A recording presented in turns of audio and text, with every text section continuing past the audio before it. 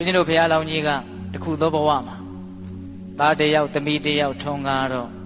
အဲ့ဒီသားကမိန်းမရတော့ချွေးမလည်းရှိတယ်အိမ်မှာခိုင်းဖို့ရှိဖို့ကျွန်မလေးတစ်ယောက်လည်းရှိတယ်အဲ့ဒီတော့ဒကမာကြီးရဲ့သားရဲ့သမီးရဲ့ချွေးမရဲ့ကျွန်မရဲ့ဆိုပြီးတော့အချမ်းရ9ယောက်နဲ့နေတာအဲ့ဒါဘုရားလောင်းကြီးကသဘောပေါက်တယ်ဘဝဆိုတာဧည့်သည်ပဲဆိုတာသဘောပေါက်တယ်သူသဘောပေါက်တယ်လို့သူ့ရဲ့လက်အောက်ငယ်သားမိသားစုတွေသဘောပေါက်ပါစေဆိုပြီးတော့အမြဲတမ်းဆုံးမတယ်ဘဝဆိုတာဧည့်သည်ဟောဒီလောကဇေယျဘောကအချိန်မရွေးဆင်းသွားကြရမှာဇေယျကိုဆွဲလန်းမာတယ်ဆိုလို့လေကိုနေခြင်းတလောက်နေခွင့်မရှိအဲ့ဒီလိုဆုံးမတာအဲ့ဒီလိုဆုံးမတော့မိသားစုတစုတုံးကလည်းပဲဘဝဆိုတာဧည့်သည်အကြောင်းဆုံလို့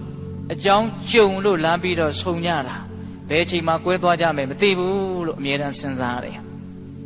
အဲ့ဒီလိုနေရင်းနဲ့ဒီနေ့တော့လေတော်ထဲမှာဦးဇင်းတို့မိုးဦးလေဦးကြနဲ့ဒူပါရဲ့အမိုက်တွေစုပုံပြီးတော့မီးရှို့စိုက်ဖို့ပြိုးဖို့ပေါ့လေ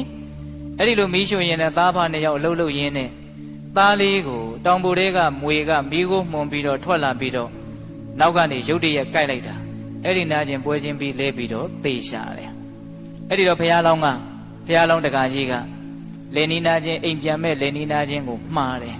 ဟေးတို့အိမ်ကအမေကြီးကိုပြောလိုက်ပါအခါတိုင်း2ယောက်စာယူနေကြပို့နေကြထမင်းကိုဒီနေ့1ယောက်စာပဲလာပို့ပါလို့ပြောလိုက်ပါ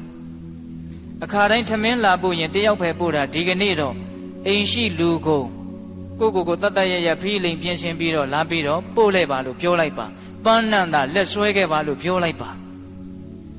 အဲ့ဒီလိုလဲပြောတော့ဒကမာကြီးကခေမာထေတီအလောင်းဆိုတော့ညံရှိတယ်ဟေးမင်းကိုပြောလိုက်တာဘယ်သူပြောလိုက်တာလဲအဖေကပြောလိုက်တာလားသားကပြောလိုက်တာလား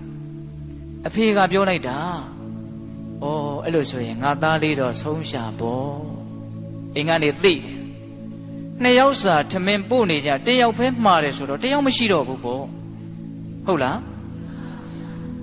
အကုန်လုံးလာခဲ့ရမယ်ဆိုတော့နောက်ဆုံးခရီးကလေးမို့နှုတ်ဆက်တဲ့အနေပေါ့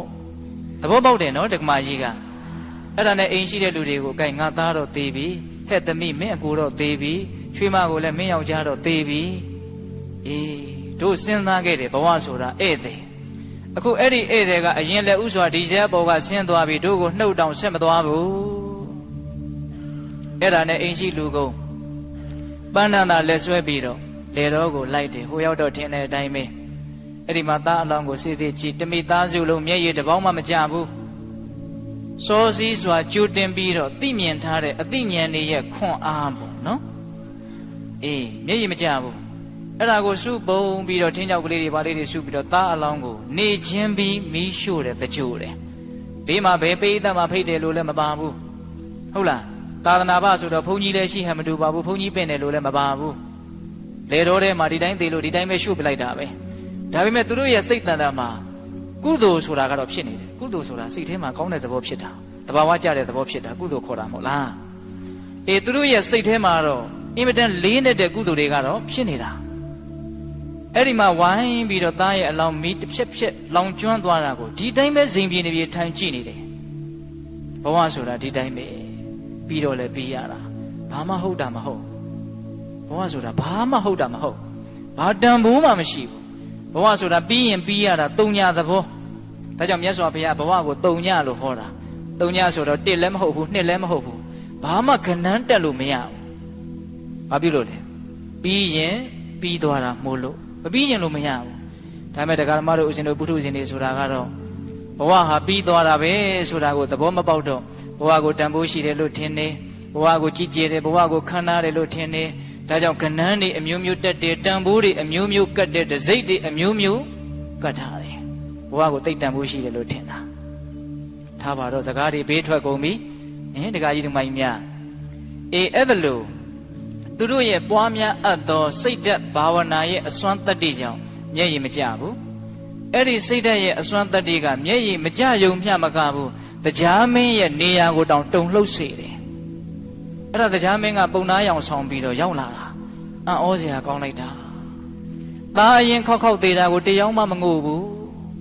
အဲ့ဒါနဲ့မသိချင်အောင်ဆောင်ပြီးတော့အဲ့ဒီပုံနာဧည့်သည်ရောင်ဆောင်ထားတဲ့ပုံနာကမေးတာ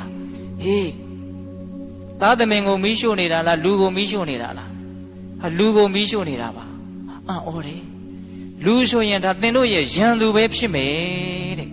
ရန်သူမဟုတ်ပါဘူးသားပါတူရီတော်သားပါသားဆိုရင်လည်းသင်တို့မုန်းတဲ့သားပဲဖြစ်မယ်မမုန်းပါဘူးအင်မတန်ချစ်တဲ့သားပါဟာဒါနဲ့ရင်ဘာလို့မငို့တော့အဲ့ဒီကြတော့မှ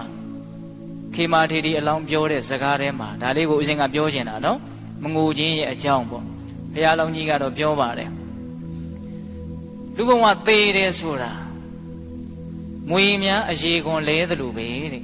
ဒါဘုရားလောင်းရဲ့အယူအဆအမြင်ပေါ့နော်ငါသားဟာအခုမီးရှို့နေတာကိုတောင်ဘာမှမသိတော့ဘူးတို့ငိုတာကိုသိဖို့ဝေးလာဝေးရော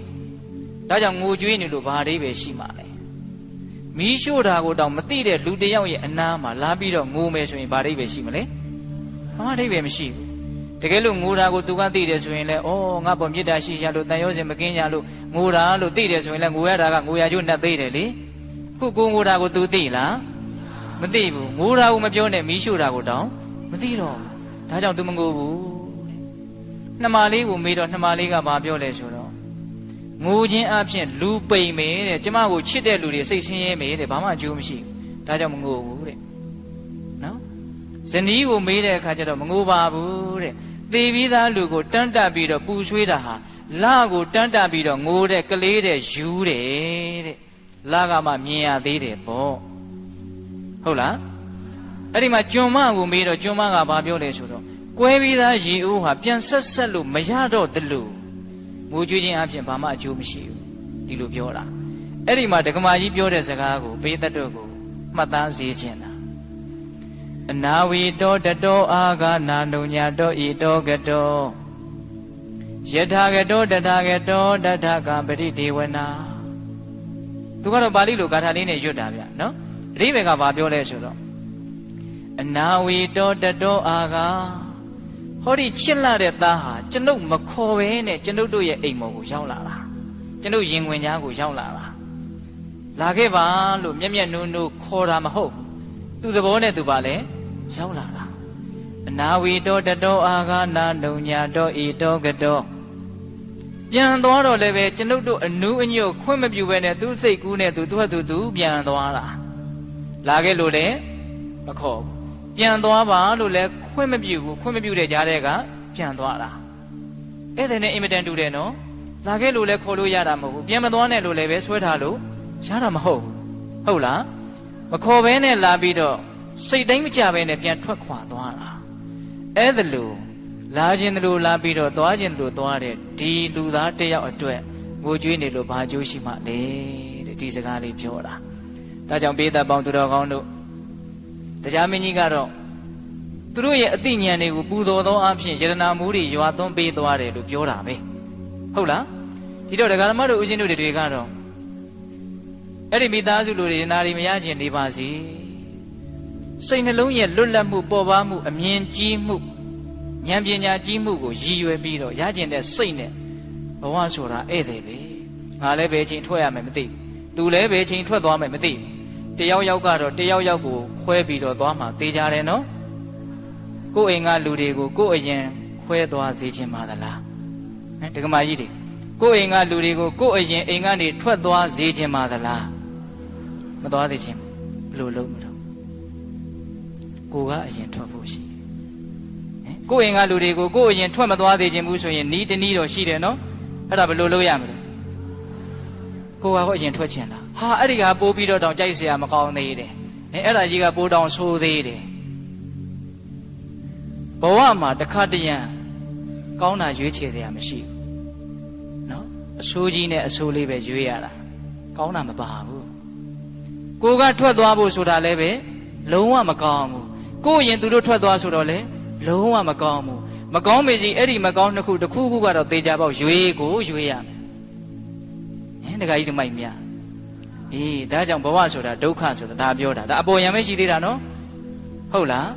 ဒါကြောင့်ကိုယ်အရင်သူတို့ထွက်ခြင်းထွက်မယ်သို့မဟုတ်ကိုကရင်သူတို့အရင်ထွက်ခြင်းထွက်မယ်သေချာတာကတော့အာလုံးသောတတ္တဝါတွေသည်ဧည့်သည်